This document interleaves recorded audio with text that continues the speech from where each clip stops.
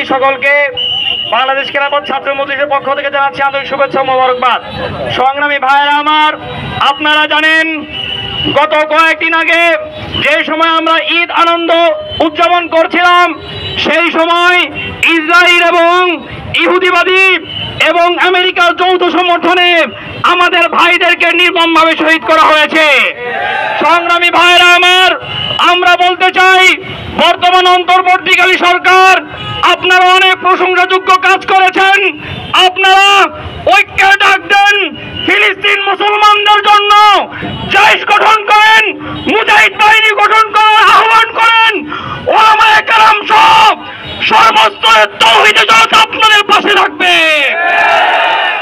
বর্তমান রাষ্ট্রপ্রধানদেরকে বলতে চাই, বর্তমান বিশ্বের মুসলিম যে রাষ্ট্রপ্রধানগুলো আছে, আপনারা যদি ঐক্যবদ্ধ হয়ে ফিলিস্তিনের পাশে দাঁড়ান, জেরুজালেম ইসরায়েলের রাজধানী হবে না, জেরুজালেম ইসরায়েলের কবরস্থানে পরিণত হবে।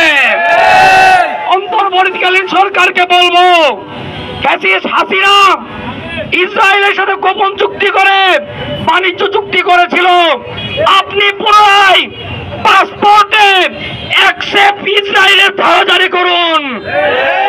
ইসরায়েলকে সতর্ক করতে চাই, আমাদের রক্ত নিয়ে আর হোলি খেলবে না। মুসলমান জানে ইসলাম জিন্দা হতা হে হর কারবালা কে বাদ। মুসলমানের রক্ত ঝরলে মুসলমান দবে যায় না, মুসলমানের জীবন ঝরলে মুসলমান ঝরে যায় না। মুসলমান প্রত্যেকটি দুর্যোগের পরে আবার মাথা উঁচু করে দাঁড়াতে পারে।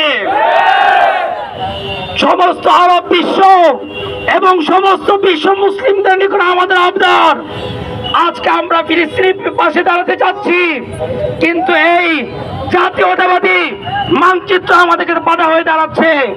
সামনের দিনে ইসরায়েল যদি এই ন্যাক্কারজনক হামলা থেকে বিরত না থাকে, আমরা জাতিসংঘ মানব না, আমরা কোনো মানচিত্র মানব না, আমরা কোনো কিছু দেখবো না, আমরা মার্চ টু ফিলিস্তিন করবো ইনশাআল্লাহ।